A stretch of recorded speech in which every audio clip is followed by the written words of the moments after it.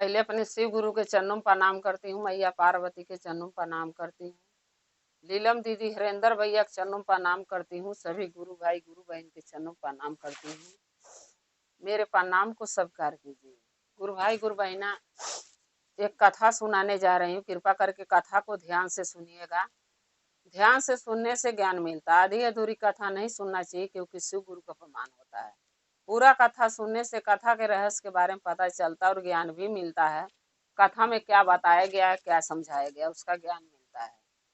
अच्छे बुरे का भी पहचान होता है इस कथा को सुनने के बाद, कि क्या करना चाहिए अच्छा होगा, क्या नहीं करना चाहिए जो गलत होगा। इसलिए कथा को हमेशा आप लोग पूरा सुनिएगा ताकि ज्ञान मिल सके। अगर मेरा ये कथा आपको अच्छा लगेगा तो कमेंट में लिख के जरूर भेजिएगा। चैनल को सब्सक्राइब कर लीजिएगा, कि जो भी मैं नया नया वीडियो कथा आपके अपने चैनल पर मैं डालती हूँ, अपना कथा महादेव का, वो आप तक पहुँचता रहे। आप हमारे कथा को ऐसे ही देखते रहें, अपना प्यार देते रहें। एक दिन मैया पार्वती महादेव दोनों जने कैलाश पर बैठे हुए थे। मैया पार्वती महादेव से बोली कि हे भोलेनाथ, हम पृथ्वी पर भ्रमण करना जाना चाहते हैं। तो महादेव बोले कि देखो पार्वती, मैं तो अभी नहीं जा सकता, लेकिन तुम जाना है तो चले जाओ। पार्वती बोली कि भोलेनाथ, मैं अकेली चली जाऊं? बोले महादेव की इसमें कौन सी दिक्कत है, अकेली चली जाओ, क्या कोई परेशानी नहीं है। हमारे वो भक्त हैं, सब पृथ्वी पर जो भी हैं हमारे भक्त हैं, हमें मानते हैं, हमें पूजते हैं। वहां पर कोई आपको जाने से कोई दिक्कत नहीं होगी, आप चले जाओ।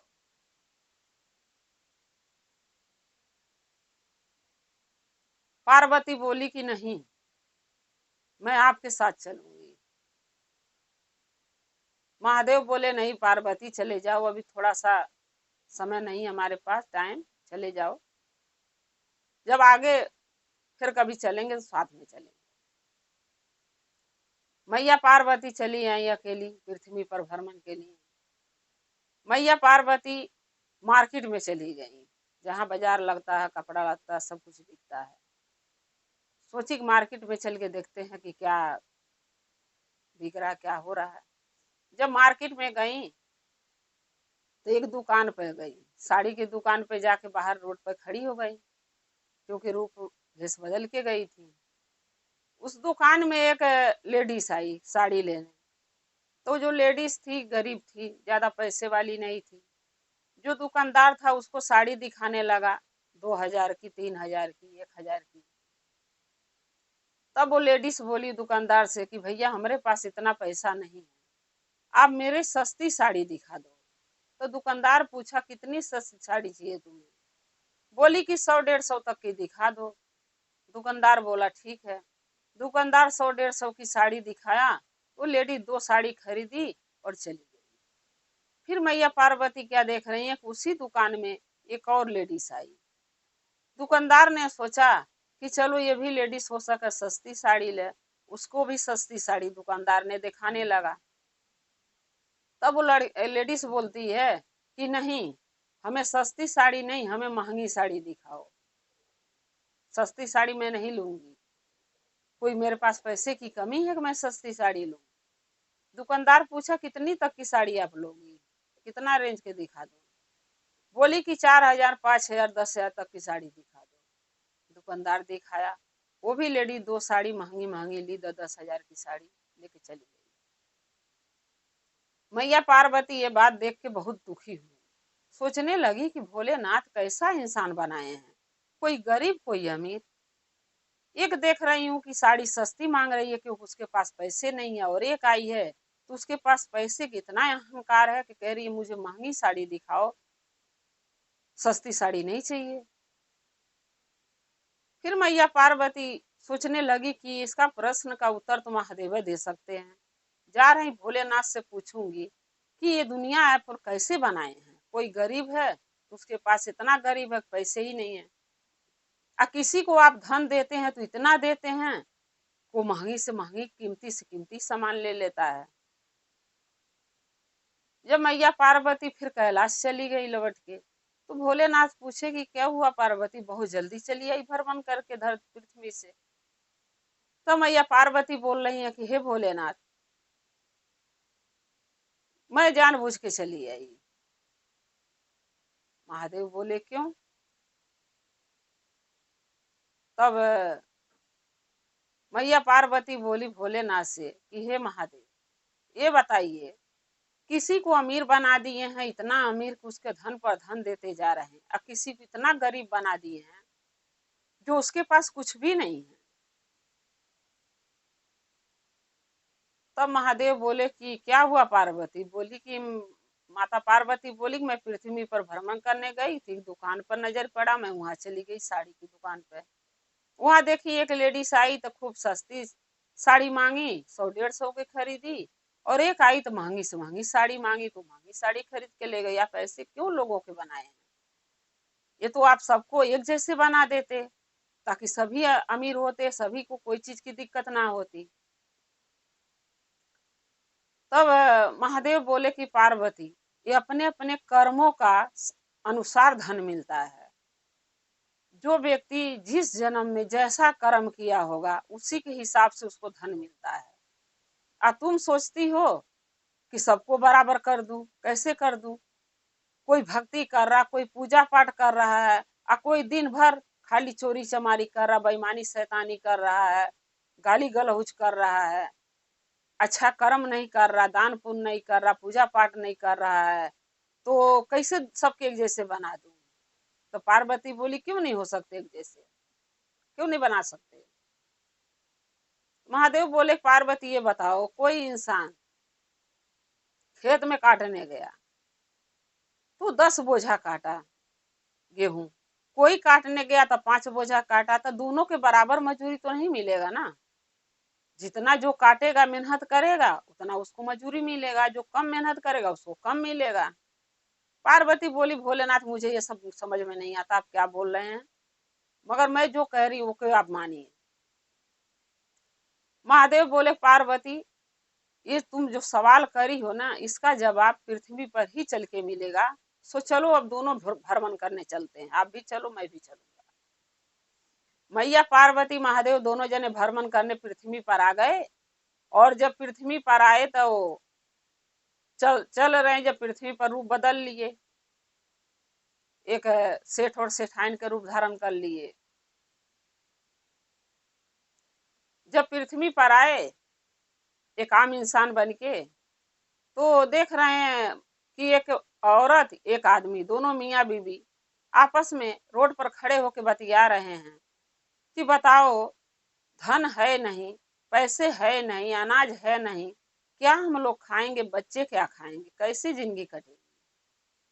जब ये बात करते हुए मैया पार्वती सुनी, तब भोलेनाथ से बोलती हैं कि हे भोलेनाथ, देखिए ये बेचारे कितने गरीब हैं, इनके पास न धन है, रुपया है, न रहने का घर है, न खाने का अनाज है, भोजन करने का। अब बताइए इनको कितना दुख है, आप इनको धन क्यों नहीं दे देते ताकि इनको भी खाने पीने की कोई दिक्कत ना हो?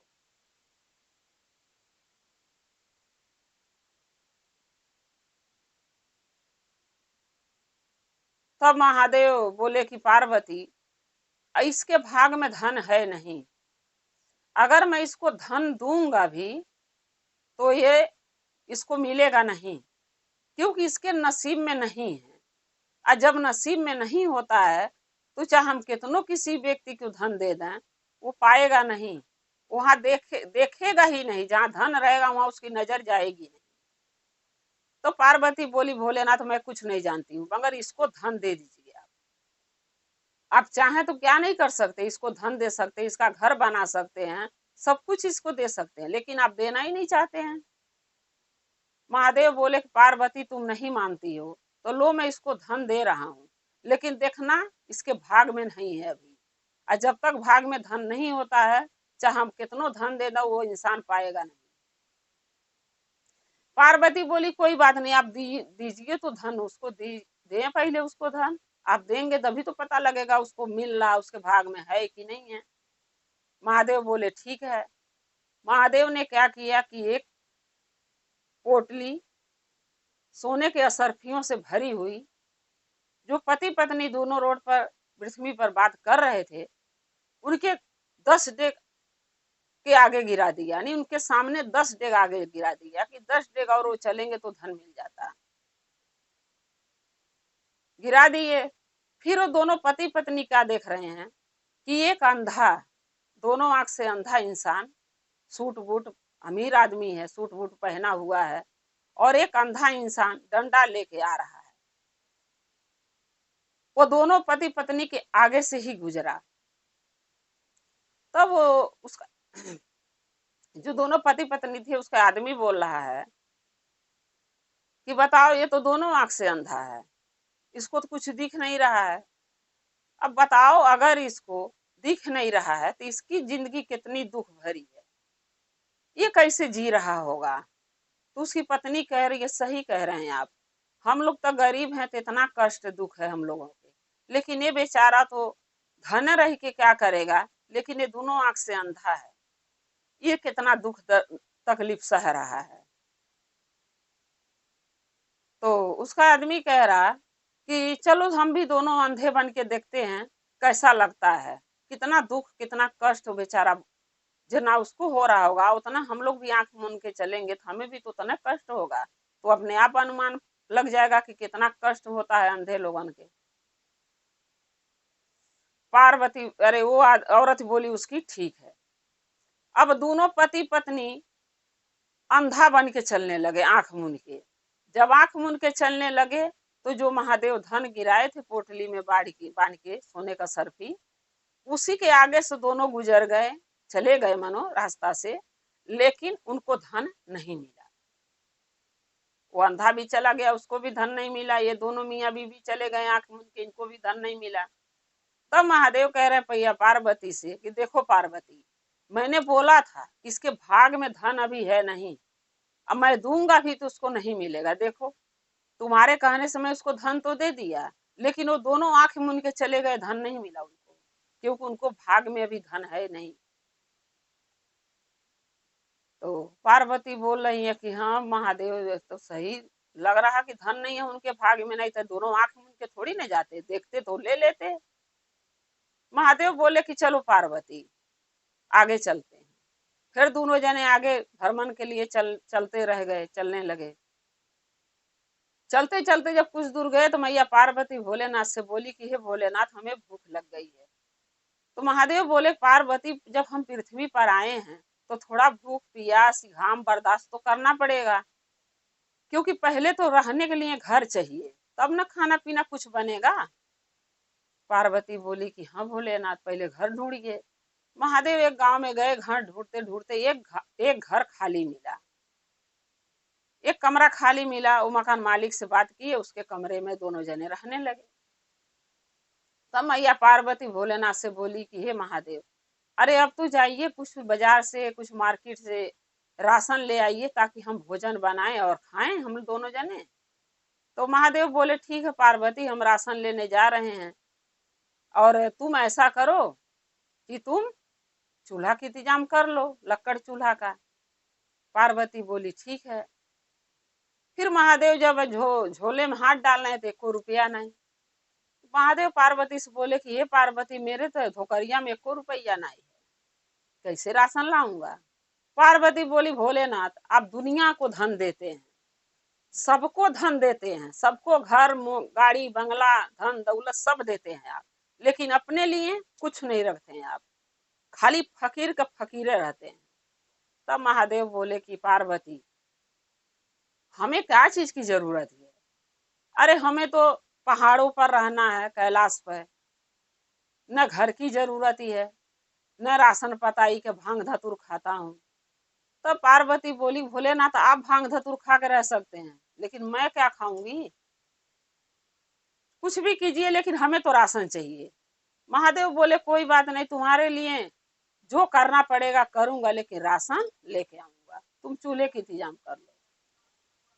महादेव चले गए दुकान पे राशन लेने, और पार्वती चूल्हे की इंतजाम करने लगी। तो ईंट नहीं मिला, ईंट ढूंढने लगी, बहुत ढूंढी, जब ईंट नहीं मिला, जब गांव में गई तो एक घर जो था दीवार जला हो गया था, वो घर ढह रहा था। पार्वती सोची कि चलो निम्न घर से तो ईटा नहीं ले सकते, तो ये घर तो टूट रहा है, इसी घर से ईटा निकाल लेता हूँ। उसी दीवार से ईटा उतार के ले आई और चूल्हा बना ली और लक्कड़ भी ले आके रख ली। महादेव तो दुकान पर राशन लेने गए नहीं, क्योंकि महादेव तो घूम के घरे आ गए। जब महादेव खाली हाथे आए तो पार्वती पूछने लगी कि भोलेनाथ राशन कहाँ है? तो भोलेनाथ मानी महादेव बोल रहे हैं, पार्वती मैं राशन लेने गया ही नहीं, क्योंकि अब राशन की जरूरत नहीं है। तो पार्वती बोली कि क्यों भोलेनाथ, राशन की जरूरत नहीं है तो क्या हम लोग खाएंगे? तब महादेव कह रहे हैं कि पार्वती तुम जो सवाल करी हो, उस सवाल का जवाब तुम्हारे ही कामों में छुपा हुआ है। पार्वती बोली कैसे? महादेव बोले कि पहले ये बताओ कि तुम ये ईंट कहाँ से लाई हो? पार्वती बोली भोलेनाथ मैंने बहुत ढूंढा कि कहीं ईंट मिल जाए तो चूल्हे बना लूं, कहीं ईंट एक भी नहीं मिला। महादेव बोले कहाँ से फिर लाई? पार्वती बोली कि गांव में गई तो एक घर जो था वो जलजला बना हुआ था, ढह रहा था, उसकी दीवारें कमजोर हो गई थी, झर रही थी। सो मैं उसी दीवार में से ईंटा तोड़ के और ले आके चूल्हा बना दी हूँ। तब महादेव बोले कि पार्वती ये बताओ, तुम अच्छी दीवार से भी तो ईंटा तोड़ सकती, निकाल सकती थी, अच्छा दीवार तोड़ के। पार्वती बोली भोलेनाथ अगर अच्छा दीवार से मैं ईंटा तोड़ लेती तो जो उसमें रह रहे हैं वो कहाँ रहते हैं, उनके ऊपर छत गिर जाती। और दूसरी बात, जो अच्छा घर है उसको देखभाल करने के लिए लोग हैं, उसको अच्छे से हिफाजत कर रहे हैं, साफ सुथरा रख रहे हैं, झाड़ू पोछा कर रहे हैं, सो वो घर से ईंटा मैं कैसे निकाल लेती? और जो घर ढह रहा, गिर रहा है, दीवार झर रही है, उस दीवार से ईंटा मैं इसलिए निकाली, उस घर का देखभाल करने वाला कोई था नहीं। महादेव बोले यही तो जवाब है पार्वती तुम्हारे सवालों का। तुम्हारा कहना है पार्वती कि जो घर में लोग रह रहे हैं वो घर की नींव मजबूत है, वहां देखभाल करने के लोग हैं, उस घर से ईंटा नहीं तोड़ा जा सकता। लेकिन जो घर में कोई नहीं है, वो घर जलजला बना हुआ, झर रहा, उस घर से ईंटा तोड़ के ले आ सकते हो, क्योंकि वो कोई काम का नहीं घर है। पार्वती बोली हाँ। महादेव बोले इसी तरीके से पार्वती, जैसे तुम सोची हो कि अच्छे घर से ईंटा नहीं तोड़ना चाहिए, खराब घर ढहरा वहां से ईंटा ले आओ, सो ले आई हो, इसी तरीके मैं भी सोचता हूँ कि जो अच्छा कर्म इंसान किया है उसके भाग में जो लिखा है वो उसको मिलना चाहिए। जो बुरा कर्म किया है उसके भाग में नहीं लिखा हुआ है धन दौलत, उसको कहाँ से मिल जाएगा? पार्वती बोली महादेव कैसे? महादेव बोले कि जो ये मियाँ बीवी हैं पार्वती, जिसका तुम दुख देखी हो कि कोई गरीब है कोई अमीर है, तो जो ये पति पत्नी गरीब थे तो तुम बोली धन दे दो, पार्वती बोली हाँ, लेकिन वो आंख मूंद के चले गए, उनको धन मिला नहीं। पार्वती बोली कि हाँ नहीं मिला धन। महादेव बोले यही है क्योंकि उनके भाग्य में धन था नहीं। तो पार्वती बोली भोलेनाथ उनका भाग्य, उनकी किस्मत इतनी खराब क्यों? क्या वो ऐसा बुरा कर्म किए थे अपने अगला जन्म में? महादेव बोले पार्वती अगला जन्म में ये एक सेठ और सेठाइन थे, इनके पास बहुत धन था, जो अभी इस जन्म में गरीब बन के पैदा हुए हैं, उस जन्म में भी ये मियाँ बीवी थे, लेकिन सेठ और सेठाइन थे, बहुत ज्यादा धन था इनके पास। जब कोई गरीब लेडीज आदमी औरत आते थे इनके दरवाजे इनसे सहायता मांगने, तो ये लोग दरवाजे से खदेड़ देते थे, उनको दान नहीं करते थे, उनका सहायता नहीं करते थे धन देके। कोई गरीब कोई भिखारी आता था तो उसको भिक्षा नहीं देते थे, उसको भी दुआरिस खदेड़ देते थे, क्योंकि इनके पास इतना धन था कि इनके धन का अहंकार था कि मेरे पास धन मेरी कर्म से है, मेरे मेहनत से है, तो मैं इनको क्यों दूं?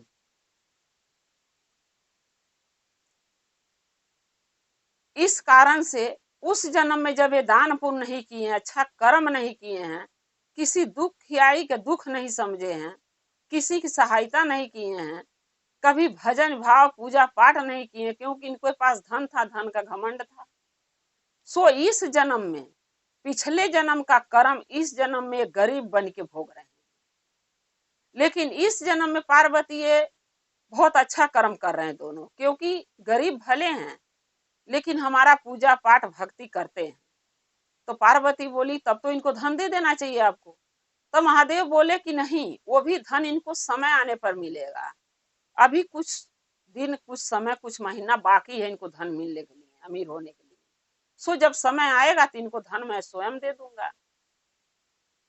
तब पार्वती बोली, और जो अंधा जा रहा था, जो हम लोग देखे हैं, उसका क्या कसूर था, जो इस जन्म में अंधा बन के पैदा हुआ। तब भोलेनाथ बोले, पार्वती पिछले जन्म में जब ये इंसान रूप में जन्म लिया था, ये बहुत घमंडी था, गरीब था, लेकिन गरीबी में इसको इतना घमंड था, इतना गुस्सा था इसके अंदर गरीब होने के नाते, कि अपनी गरीबी में किसी अमीर को देख नहीं सकता था। जब कोई गरीब अमीर इसके सामने से गुजरता था तो इसको बहुत गुस्सा आता था। सोचता था कि ये अमीर है, इसके पास धन सब कुछ है, धन दौलत घर बंगला, मेरे पास क्यों नहीं है, मैं क्यों गरीब पैदा हुआ। एक दिन क्या किया, पिछले जन्म में एक अमीर जा रहा था और एक गुस्से में आकर रास्ते में खड़ा हो गया। बोला कि बहुत एक अमीर होने का एक घमंड दिखाता है, आज मैं रास्ते से हटूंगा नहीं, देखूं ये क्या करता है। वो गाड़ी लेके जा रहा था, चरपहिया अमीर इंसान, और ये रास्ते में खड़ा हो गया। उसने होरंग बजाया, इसने हटा नहीं। जब वो उतर के इसको बोला कि क्यों नहीं तुम हट रहे हो, दब जाओगे, गाड़ी के नीचे आके मर जाओगे। तब वो बोला, ये इंसान बोला कि मैं मर जाऊंगा तो ठीक रहेगा, तुम्हारे पास धन है तो तुम्हारे पास गाड़ी है, घोड़ा है, सब कुछ है, हम गरीब हैं, हमारे पास कुछ नहीं है, तो मैं क्या करूंगा जी के। जब वो आदमी बाएं पकड़ के इसको रास्ते से हटाने की कोशिश किया, एक गुस्से में क्या किया कि दोनों आंखें उसका फोड़ दिया कि जा, मैं तो गरीब हूं, मेरे पास धन नहीं है, तो आंखें हैं, कम से कम देख सकता हूं, लेकिन तेरे पास धन रही के क्या करेगा कि जब तेरे पास आंखें नहीं रहेगा। ये गुस्सा में आके दोनों आंखें उसका फोड़ दिया। वही पाप ये किया है जो इस जन्म में इसको धन तो मिला है लेकिन आंखें नहीं, दोनों आंखें से अंधा है। तो धन लेके करेगा क्या ये। जब उसको धन रहते हुए अंधा बना दिया, तो इस जन्म में हम इसको ये अंधा बन के पैदा हुआ है, ताकि धन इसके पास रहे लेकिन धन इस्तेमाल न कर पाए, धन देख न सके कि कितना धन है इसके पास, ये सुख ना कर पाए, इसलिए अंधा बन के पैदा हुआ है।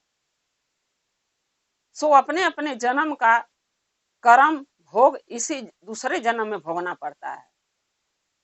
पार्वती बोली, कैसे। महादेव बोले, पार्वती देखो, जब इंसान के रूपी में जन्म लेके पृथ्वी पर जाता है, और जब वो बुरा कर्म करता है, बुरा कर्म करके वो बुरा कर्म भोग नहीं पाता है, पाप नहीं उसका काट पाता है अपना अच्छा कर्म करके, तो मर जाता है।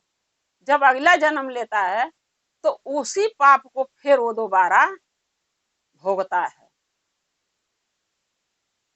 सो इसलिए इंसान कोई गरीब बन के पैदा होता, कोई अमीर बन के, क्योंकि अपने पुराने जन्म का, पिछले जन्म का कर्म जो है, बुरा जो किया है वो भोगेगा इस जन्म में, और जो अच्छा किया वो इस जन्म में अच्छा रहेगा, उसके पास सब कुछ रहेगा। सो अच्छा कर्म जो किया उसको धन पर धन दे के हम उसका मन बढ़ाते हैं, ताकि वो बुरा कर्म करके फिर अगला जन्म में वो आके भोगे अपना बुरा कर्म। इस कारण से हम गरीब और अमीर बनाते हैं। सबको एक जैसे बना देंगे तो कोई किसी को पहचानेगा ही नहीं, किसी के कोई काम करेगा ही नहीं। मैया पार्वती के महादेव का सारी बात समझ में आ गया कि इंसान को क्या करना चाहिए और क्या नहीं करना चाहिए।